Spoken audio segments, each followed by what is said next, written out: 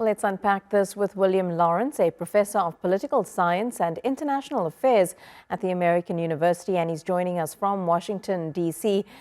Professor, this is quite the story. The head of the National Security Council says this text chain does appear to be authentic. They're investigating how the journalist number was added, but this does appear to really be a serious breach of security, including even creating such a group in the first place. I don't believe that signal is approved by the U.S. government for such use.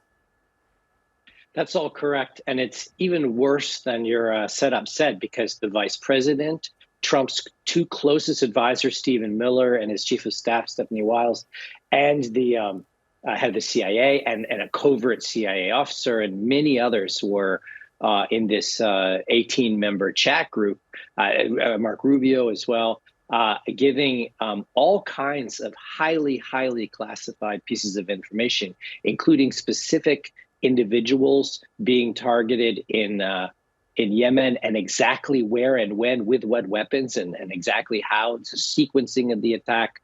Really highly classified details, the kinds of things that are above top secret in the classification system.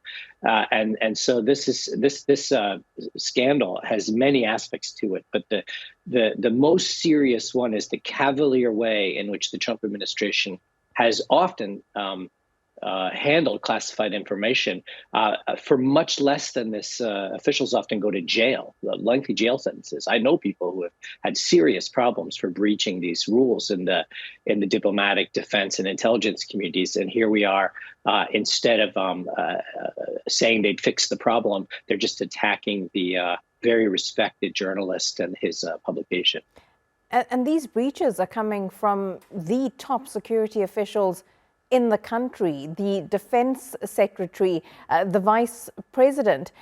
But those text messages that were shared by the Atlantic's editor, they also provide insight into the thinking of U.S. security officials about these strikes on the Houthis and why they carried them out. They said it was very much a message of deterrence, even though, as pointed out by the U.S. vice president in those text messages, only 3% of U.S. shipping actually goes through the Red Sea. So there was also a lot of discussion about how this benefits more so Europe rather than the United States. It's been incredibly insightful to look at how those messages are worded and the behind-the-scenes thinking of U.S. officials.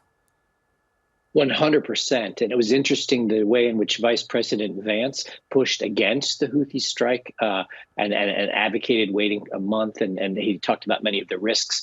And then a number of people, including the Defense Secretary Hegseth and Stephen Miller, the Deputy Chief of Staff, pushing back and saying, no, we're going to do this, even though it benefits the Europeans over 10 times as much as it benefits the Americans economically. And then we're going to extract concessions for the Europeans because we're, again, helping the Europeans against our better interests. And I mean, that's just hallucinatory to see this type of conversation privately between the country's most senior officials, other than the president himself, talking about extracting economic concessions for Europe, and because the U.S. is the only country capable of clearing an international maritime route through which 40% of Europe's commerce passes.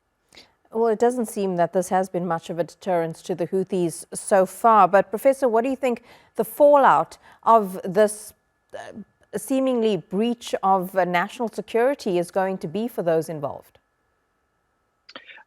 There won't be any prosecutions, and even worse, with the hundreds and hundreds of violations we're seeing of U.S. law from the Trump administration. He's just promising pardons to everybody, as he did with many of the officials implicated for real crimes in his first administration. And so the abuse of the pardon power has created a very anti-democratic and anti-rule of law dynamic in the United States. But on the other hand, we're seeing in hundreds of other ways pushback from the other political party, from the court system, from Republican voters and politicians around the country against the excesses of the Trump administration. And as all of these forces sort of coalesce around pushing back against much of the Trump agenda, it's going to make it slowly harder and harder for Trump to accomplish anything. And that's bad for the country, even though it's good to defend principles and the rule of law. Professor William Lawrence, always good to get your analysis. Thank you very much. Pleasure.